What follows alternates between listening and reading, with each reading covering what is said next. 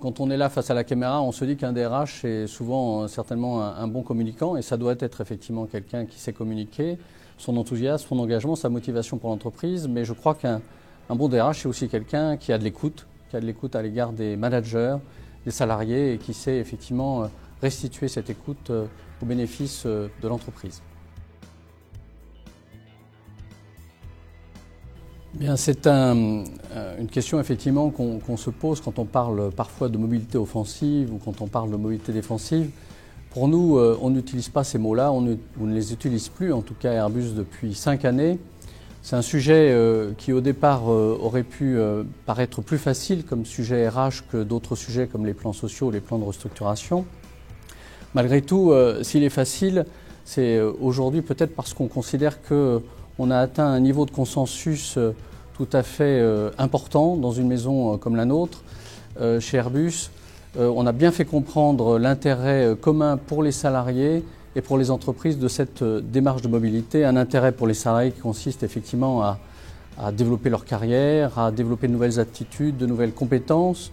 Un intérêt pour l'entreprise aussi évidemment pour avoir un regard neuf dans les différents secteurs, dans les différents départements, pour accueillir de nouvelles compétences et pour avoir de l'innovation aussi dans ces départements.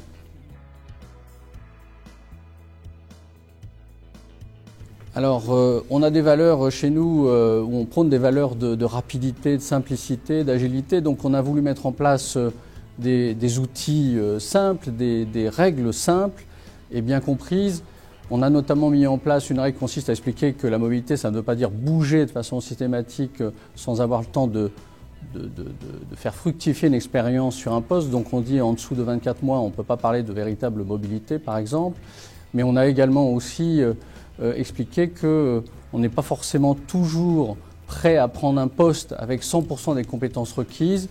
Et c'est pour ça qu'on a des équipes de sourcing qui sont là pour veiller à chercher des profils qui vont parfois matcher à 60-70% des compétences requises, mais qui vont permettre ensuite à ces personnes d'aller dans des secteurs où elles vont à nouveau se développer, acquérir de nouvelles compétences et surtout apporter aussi un regard un peu neuf dans les secteurs qui les accueillent.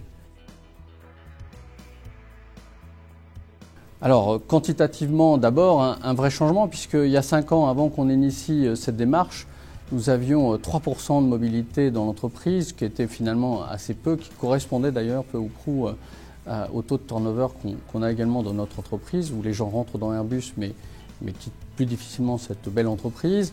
On est aujourd'hui à 10%, à plus de 10% de mobilité, quel que soit le type de mobilité, d'ailleurs, qu'on soit dans une mobilité dite classique de nos talents qui bougent dans des opérations de restructuration que vous évoquiez dans la question précédente.